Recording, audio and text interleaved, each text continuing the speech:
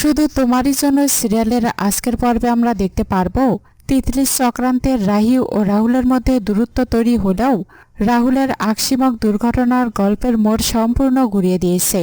অসুস্থ স্বামীকে বাঁচাতে রাহি সমস্ত বাধা উপেক্ষা করে হসপিটালে ছুটে আসে, যা তিতলির পরিকল্পনাকে নতুন সংকটের মুখে ফেলে দিয়েছে।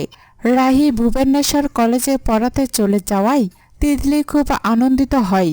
সে ভেবেছিল তার পরিকল্পনা সফল হয়েছে এবং রাহুল ও রাহির সংসার সে ভেঙে দিতে পেরেছে।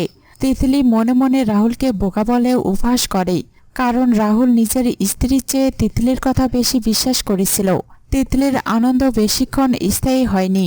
রাহুল এক ভয়াবহ দুর্ঘটনার শিকার হলেই রাহি সব কাজ ফেলে তার কাছে ছুটে আসে। হসপিটালে রাহুলকে জড়িয়ে ধরে রাহির কান্নায় এবং তাকে সুস্থ করে তোলার ব্যাকুলতা তাদের গভীর ভালোবাসায় বহিঃপ্রকাশ ঘটায়। ডাক্তাররা জানান যে রাহুলের আঘাত গুরুতর এবং প্রচুর রক্তক্ষরণ হয়েছে, ফলে তাকে বেশ কিছুদিন হসপিটালে থাকতে হবে। রাহি হসপিটালে আছে এবং রাহুলের দেখাশোনা করছে। এই খবর পাওয়া মাত্রই তিতলি পুনরায় সক্রিয় হয়ে ওঠে। সে রাহুলকে রাহি থেকে দূরে সরিয়ে নেওয়ার জন্য নতুন কোনো ফোন দিয়ে আঁটতে শুরু করে, যার মধ্যে নার্সের ছদ্মবেশ ধারণ করে রাহুলকে নিয়ে পালানোর পরিকল্পনাও অন্তর্ভুক্ত।